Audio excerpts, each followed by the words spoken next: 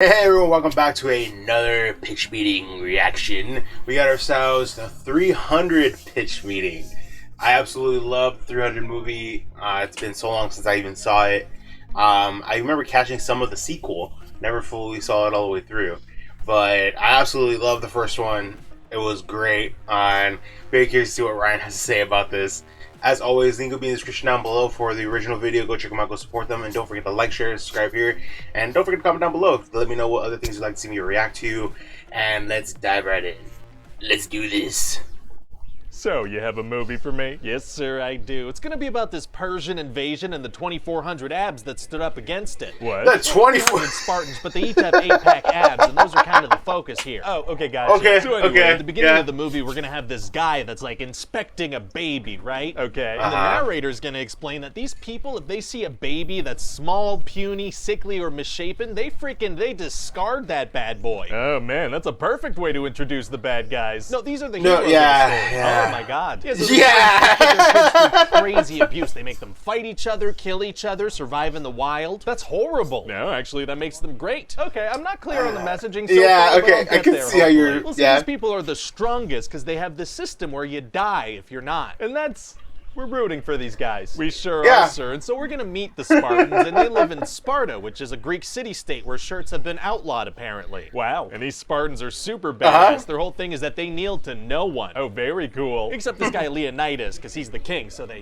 kneel to him. Right, sure. Yeah. So he kind of kneels to this council of people with skin conditions, because that's just, Yeah, that's tradition. okay. All right, but other than that, No kneeling at all. okay, yeah, very cool. Well, except the skin condition guys, they listen to this naked dancing oracle lady, so technically yeah. she calls the shots. So everything's just kind of up to the dancing lady then. I guess so, yeah. Everybody kneels Oh to the dancing lady. my So God. anyway, one day this messenger comes along. Oh, does he have a message? Messengers always have messages. He does have a message. He's like, Leonidas, you gotta give some earth and some water as a symbol that Xerxes is your ruler. Oh, I bet Leonidas doesn't like that idea. He only kneels to people with bad skin and dancing ladies. Plus, this messenger guy was rude to his wife, so Leonidas pulls a sword on him and kicks him into this super deep giant hole they have in the city. Why do they have a giant hole there? I don't know. I guess it's like a well or something for Yeah. water. So the king just killed someone in the water supply? I guess so. So Leonidas really wants to go to war because Xerxes is on his way with like a million Killed someone with a water Persians. supply. Okay. So he goes to the Bad Skin Council and he's like, we gotta go with our army. This is serious. Sure. So they check in with the depressed dancing naked lady and then they're like, yeah, no, we're not sending anybody. Oh no. Yeah, but turns out they were bribed. Very sketchy. So Leonidas is Okay. like, all right, well, I'm just gonna go on a walk with 300 of my personal bodyguards,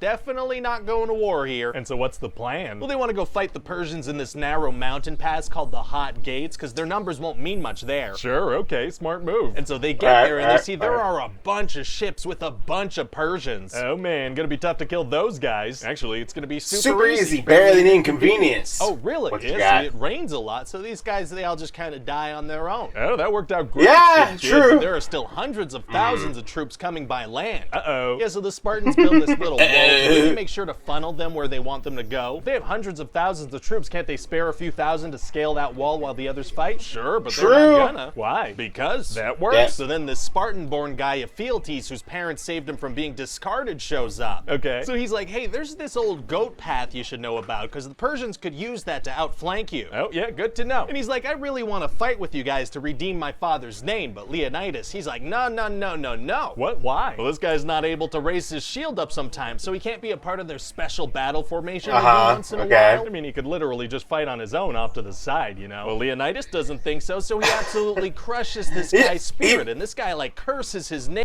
He really didn't describe on how this guy is like a hunchback and with like one deformed arm, really, or stuff like that. Like, Ryan left the. Okay. He's so upset. Jeez. And then Leonidas is like, man, I hope nobody finds out about this goat path. Wow, yeah, kind of feels like he shouldn't have emotionally destroyed the guy who told him about it. Yeah, well, he really didn't want him on the team. I don't know what to tell you. Yikes. So anyway, then the Spartans wipe out a whole wave of Persians. Oh boy. Yeah, and then Xerxes is going to send these other guys in called the Immortals. It's gonna be tough to beat people called immortals. Actually, it's going to be super easy. Barely an inconvenience. Another one, huh? See, Leonidas has these guys called the Arcadians pop out and help them. Why didn't Leonidas send a fealties to fight with those guys? Unclear. Okay. So then the Spartans are gonna have to fight another wave of Persians, but this time there are some elephants there, so it's slightly different. So this movie's basically the Spartans fighting wave after wave of Persians. Yeah, that's pretty much the whole thing. It doesn't really feel like the makings of a movie. Well, there's gonna be a ton of slow motion, so it's gonna be the length of a movie. Oh, okay, but like character-wise, the growth or... No. No, okay, gotcha. absolutely not. Slow motion fight scenes and very muscular men in very tight thongs. Oh, tight thongs are tight.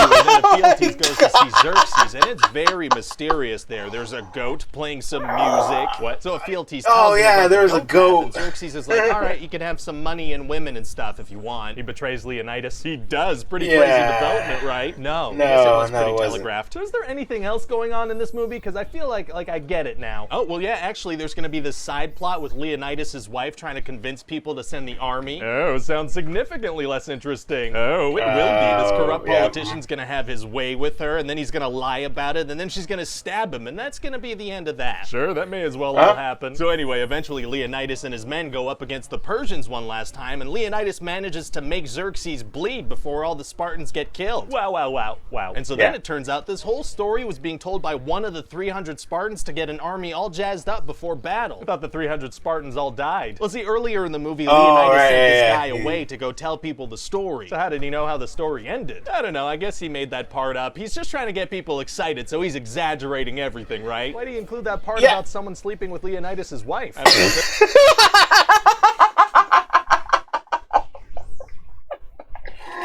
Oh my god, I paused at the wrong time. Okay, because I was going to say real quick, I was like, how did he know about how the battle outcome really ended when he was already halfway home? But then the whole part with like, why did he include the part where that guy slept with Leonidas' wife? And, oh my god.